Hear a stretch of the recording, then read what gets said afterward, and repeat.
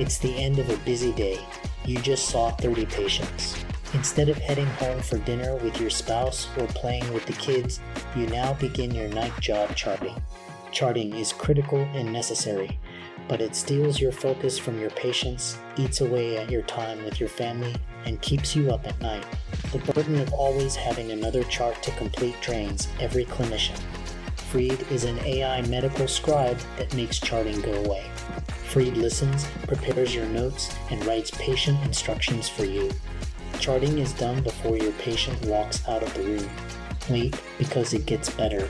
Freed learns your style over time, just like a human scribe would, except that it will never quit on you.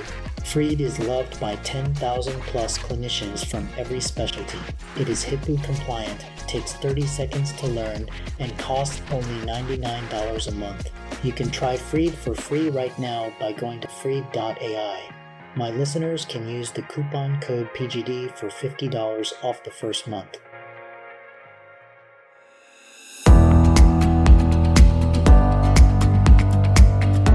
We work hard as physicians to take care of the health and well-being of our patients. But when it comes to our money, do we have the same condition of care? Probably not. Let's change that together. Welcome to the Financial Freedom for Physicians podcast, where we'll fight and advocate for your financial literacy. As always, I'm your host, Dr. Christopher Liu. Thanks for being here. Let's jump into the show.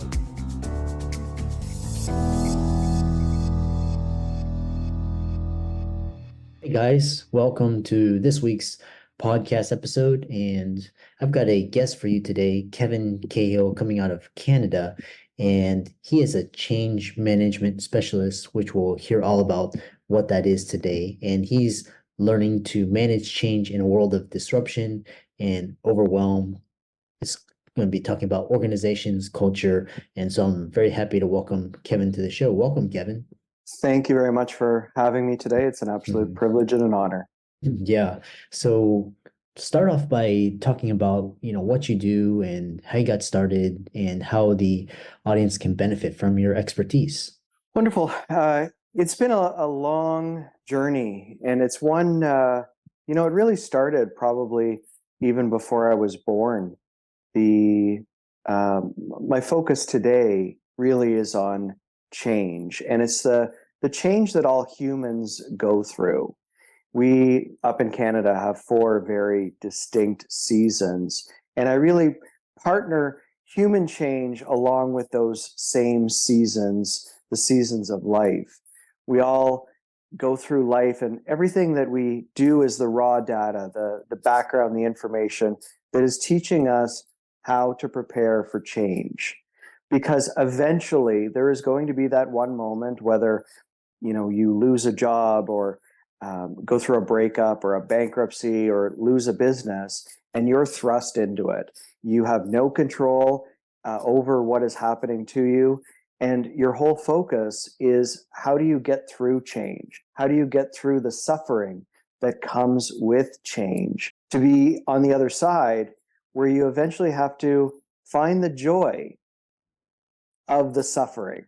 Yes, you went through that horrible breakup, but now you're on the other side and you have a new partner. Or you lost your business and you were forced into bankruptcy, but that forced you to follow your dreams and follow your passions. And now you're finally doing something that fills up your soul.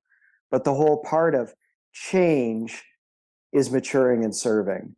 Because if you don't go and help others, then what was the point of going through the pain in the first place? And that's what we work with organizations and individuals.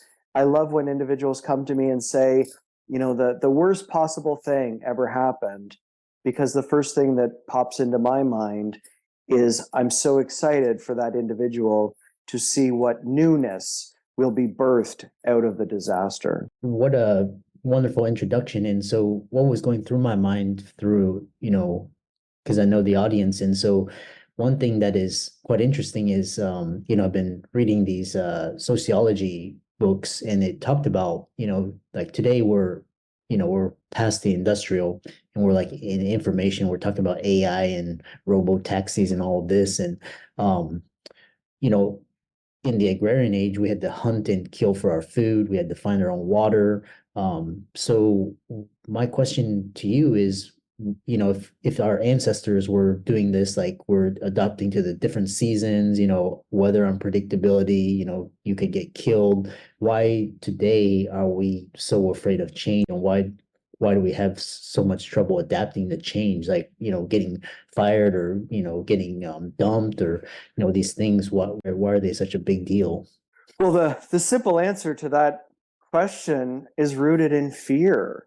And regardless of how many hundreds of thousands of years one might go back in the history of humanity, we are all still programmed by our prehistoric amygdala. At the end of the day, it's flight or fight. And I do believe that those ancestors, the great stories through time, the major religious texts for every religion, they all have the same message: is I was in the gutters of life, I was screaming out to the heavens above, and then all of a sudden I got silent and an idea came to me and I kept moving. So I do believe that the story of survival of humanity is always rooted in overcoming fear and understanding that the root of fear and what is keeping certain individuals in essence paralyzed, preventing them from moving forward. Once we understand the concepts of fear and how to work with fear and how to be able to move through with fear, then we have that opportunity to manage change. No one likes change. Everyone hates change. No one likes talking about, the worst case scenario.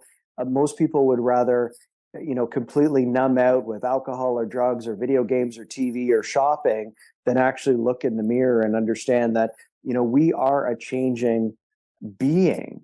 I always think that, here we are, we're sitting on this gigantic rock that's been around for trillions of years, hurtling through space at a ridiculous speed, and you and I have no control over that at all. And one of the, for me, whenever I start to get too caught up in myself, I will take that step back and I will appreciate the smallness that we are in the greater scheme of things, and understanding that no matter what I do or what decision I'm going to make, that rock is still going to keep spinning. And there's nothing I can do to prevent that. And I think that, we've all, everyone through the history, if you read any motivational text, or regardless of how far back, I was actually just talking this morning about Mortimer Adler. He coined the whole person concept. And everyone has that same story. I lost everything, and then I kept moving forward. And that really is that true benefit of being a visionary. In the past, we would call these people prophets, or we would call them visionaries, or we would call them truth tellers or soothsayers. Well, all those people really were individuals who understood fear and kept moving forward despite it. Yeah, I really resonate with that. And the thing is, what's interesting is that you talked about evolution, and so technology and society and progress has, like, we're still with our reptilian brains. We have our emotional brains, and then we've got our mammalian brains, and so which is interesting. So the next question is this idea of ego and status. We invent things such as money and status, and all these things that and talk about the dichotomy between this and change, because a lot of it's like, for example, losing money on an investment, or like I said, getting fired or getting downsized or losing your company. These things that happen, and then in society we look at it upon it as shame. And talk about the dichotomy between social conditioning and why we need to have change. And in all honesty, that's exactly how I got to be where I am today. And to give, somewhat the Coles Note version is, I grew up fat kid with a stutter, My dad was disabled. He was crushed by an elevator, working as an elevator mechanic. I grew up with a disabled dad. Everyone made fun of me. And when it came to choosing where to go to school, I decided to move as far away as possible because I wanted to start fresh. I wanted to start a new life. And I wanted to in essence, run away from who I was. And I followed that quote unquote American dream of swifter, stronger, higher, faster, more money, bigger houses, fancier cars. But I do believe that the universe, and regardless of an individual's religious affiliation or beliefs, regardless of whether we call it God or not, there is this higher power that is guiding us along a path. And I love the movie The Wizard of Oz, because at the end of the day, Dorothy is just following that yellow brick road, and she's meeting the worst parts of herself en route to an illusion. And once she finds out that it's just an illusion, she has the power to go home. And that was me. The universe, first it was a silent whisper and a silent nudge, and then it was a silent punch and a silent kick. And eventually it was a silent sledgehammer over the head after smashing my head on concrete, major post-concussion syndrome, and then being diagnosed with cancer.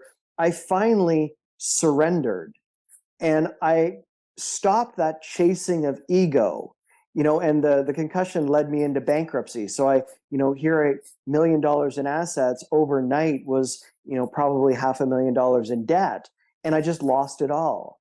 But it was that one moment where I finally surrendered, and I gave up trying to control the outcome, because all I could control was my mindset and who I was on a daily basis. And it was in that particular moment and through that journey that I really looked back and I saw all of the different seasons of my life. And the universe was trying to show me, trying to tell me, and I wasn't listening. And I was defiant, in essence, defiant of the universe, pushing through, wanting more status, wanting more ego, until finally I was forced into giving it all up. And I think that happens in our world so often. We always see these, we read the stories, we see the stories, every single Disney Pixar movie, they all follow the same pattern, the same Joseph Campbell's hero's journey, right? We're chasing, and then as soon as we stop chasing, then that's when the universe tends to provide. But a big part, and that was again a lesson I had to learn, is if I do not share what I learned in the gutters of life, the universe has this funny way of just throwing you back there and testing you and finding out, Kevin, did you really learn the lesson, or are you just pretending that you know the lesson because you want to be able to move forward? And we're surrounded by the fire hose bombarding us daily with information on every single social media and television platform that it's almost impossible to not get caught up in the fear and the paradigms and really just the falseness. With AI, we don't even know what's real or what's not real. I know I'm real, but do I really? And in this platform, you could be a robot on the other side. I'd have no idea, except I don't think a robot would have an itch and need to scratch it. Forget the burdens of tenants and toilets. Equity Multiple simplifies your investment journey, letting you invest passively in vetted, professionally managed commercial real estate. Only 5% of reviewed investments reach Equity Multiple's platform, with our asset management working on each from funding through exit to maximize your returns. Whether you're on the couch, in your exec chair, or the backseat of a rideshare, Equity Multiple brings cash flowing real estate investments straight to your fingertips. All investments involve risk. Visit equitymultiple.com to learn more.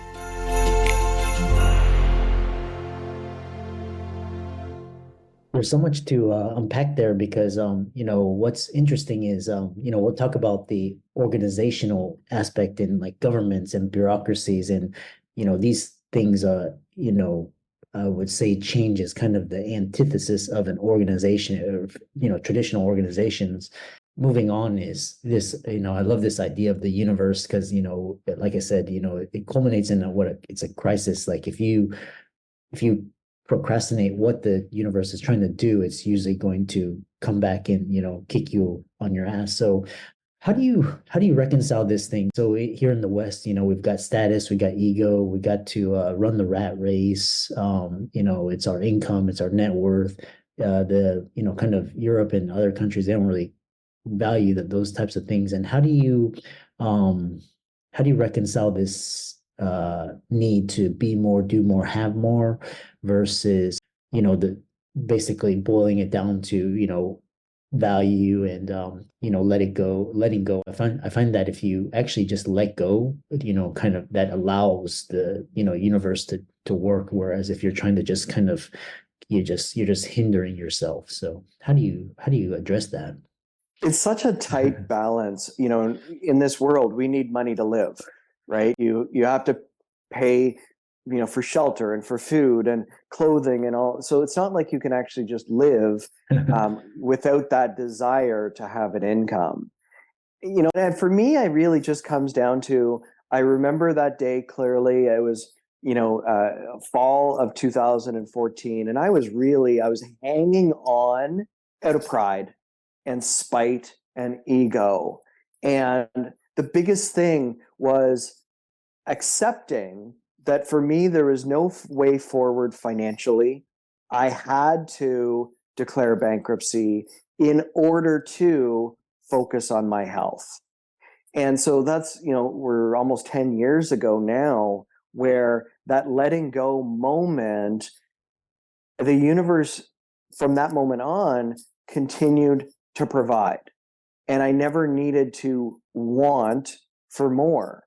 It wasn't necessarily on my time or my schedule, but it was always divine timing and the universe's schedule, right? The money always showed up at the 24th hour.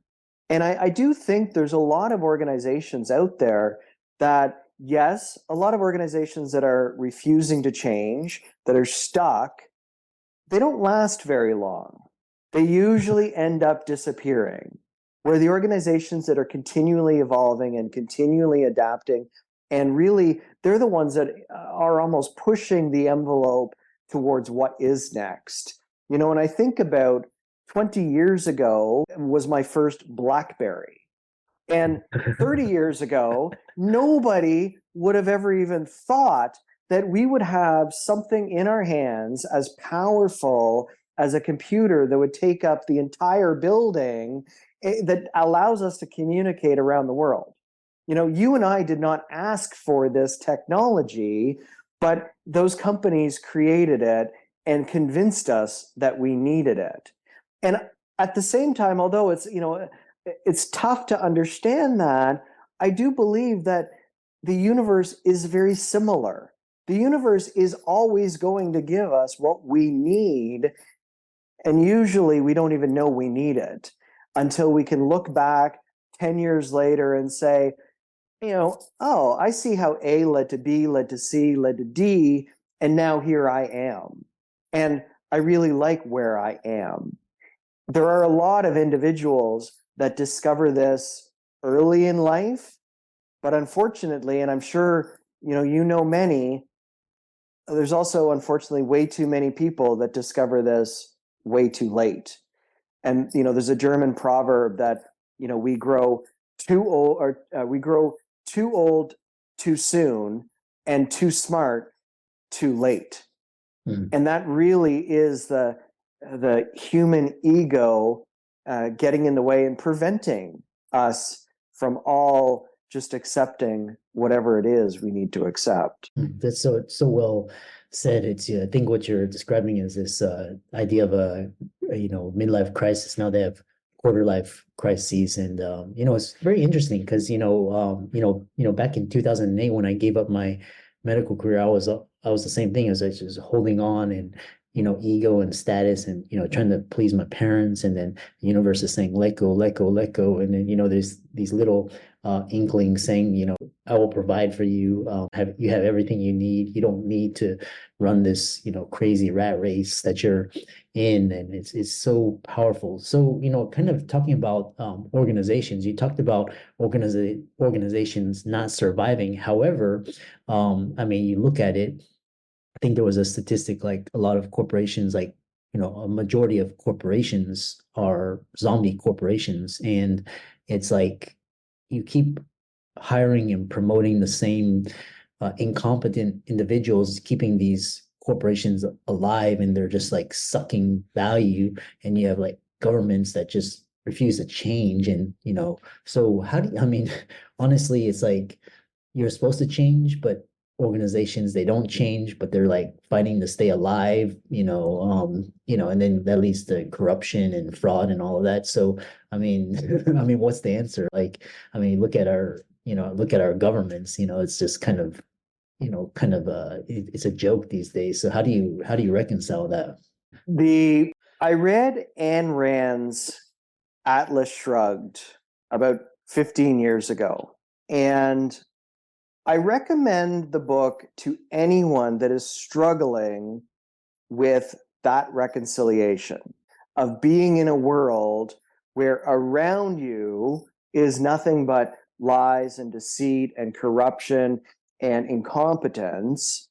And in Atlas Shrugged, the main premise, the main character of the story, John Galt, again, is one of those individuals that tried to make change, realized he was banging his head against the wall, created a utopian culture, and in essence gave up and let the world implode upon itself. And although that's really difficult to do, I do recommend it because, the less attention you pay to what is going on around you, the more energy you have for yourself. And whether it's there's so many individuals now that their energy is being sucked away by the various scandals that have nothing to do with them, that have no bearing on their day-to-day life, but they're giving away all of their energy. And it is one where, especially in this world, I find that the more effort I give to protecting my energy and keeping my energy towards the people and the things that I love, well, that energy tends to grow. And the more that I, put a barrier around myself and the external circumstances, the more people that I tend to meet that are filled with love, that are filled with joy and enthusiasm. And at times it does feel like there aren't very many people like that in the world, but then the more you focus inward, the more those people will find you. Really interesting. We could go on more. I love this idea where you're creating boundaries, and then that way you're healing yourself, allowing you to, I've heard this from people, that keep repeating the same bad habits, like broken relationships, attracting the wrong partners, getting into the wrong business relationships. And so when you protect your energy, my question is, you say you focus your energy on, kind of, protecting your energy. However, like, I mean, for example, you've got taxes and inflation, and you have to actually address these things because if you don't do the necessary things to, kind of hedge against these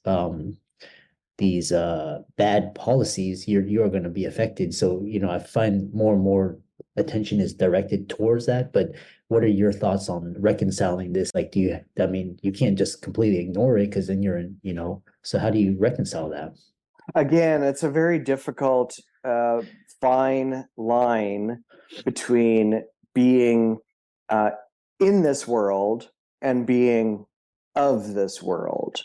Mm-hmm. And I have a spreadsheet that tracks every single cent that I make and that I spend. And I run my personal world like a corporation, right? Like my personal finances like a corporation is I want to see that ledger. I want to see the profit and loss. I want to see the balance sheet. And, so for instance, if I know that taxes are going to go up every year, and, in our community, they hit us with a special levy, and then there's another, extra on top of that to pay for this large project that they're building. Well, then I pull from other areas because, the only choice I have is I can't make the choice to not pay tax. The only choice I would have is I could move, and I could move to an area that has a lower tax base. But the truth is then I have to think about, well, how much further am I commuting? How much, what are the other implications? And what's to say that the property taxes in there are not going to continue to go up? So, and then, or I look at, okay, well, if expenses are going up, then I need to increase the income as a result of it. And those are the things that I have control over. So when I protect my energy, I focus on, what do I have control over? Is me going and sitting in front of City Hall protesting going to make a change? It's not. It really, truly isn't. And what I love, there's an economist. So she was born and raised in South Africa and then educated in England. Denisha Demboyo, and I probably totally wrecked her name. But I remember listening to her at a conference. I think it was actually in San Diego a number of years ago. And she made the comment about autocratic versus democratic countries. And she said, to a room of 5,000 financial people, the problem in a democratic country, the problem with a democratic government is they spend 4 years trying to get elected, and then they spend 4 years trying to get reelected with no regard for the future. Where in an autocratic country, they don't care about elections. They're focused on their family and the future generations. And so you're going to have a lot of economic policies in autocratic countries that are actually much smarter and much more thought out than in a democratic country. Because all you end up doing, and in Canada, we're in a complete disarray. And obviously in America, not much better. But, we've had 8 years of ridiculous spending. And now all of a sudden, hopefully in the next year, there'll be an election and the next party will come in and they'll be like, oh, well, Canada's bankrupt. We now need to get the money from somewhere. But where are you going to get the money from? Well, it has to come from the people. And is that something I can control? Well, I could move to Costa Rica, or maybe Ireland, which is currently the number one country in the European Union, or I can just deal with it here and not worry about it, not worry about my energy. Yeah, really fascinating, and really, we could talk about this. So, how can people find you and follow you and reach out to you? I love this discussion about change and how it applies to organizations if they wanted to reach out to you. So I'm on the intraweb, kevintcahill.com. I'm on all the major social media platforms as well. I have a series of 4 books. My last books that I released, it's a complete workbook set on the process of change, and it guides individuals through the 4 parts of change. How do you prepare for change? How do you go through suffering? How do you learn to accept joy out of suffering? And then how do you mature and serve to ensure that you don't have to go back into that suffering again? I love that. And I really enjoyed this talk. And for all the audience, be sure to give Kevin's socials a like and follow and reach out to him. And I really enjoyed talking with you. Thanks so much for coming on. As we wrap up, Freed AI is here to free you from medical documentation. HIPAA compliant, it takes 30 seconds to learn and is incredibly affordable. Join the movement to eliminate clinician burnout. Visit freed.ai and improve your lifestyle. You can try Freed for free right now by going to freed.ai. My listeners can use the coupon code PGD for $50 off the first month. I'm excited that you made it for another episode. You are truly the best. If you've been following the show for a while, you know that my passion is to bring you the education you need to find your path to financial freedom. Please come back week after week for new content, new resources, and great guests. Until then, if you haven't already, please be sure to check out the website, www.drchrislumdphd.com for more support. I'll see you next week.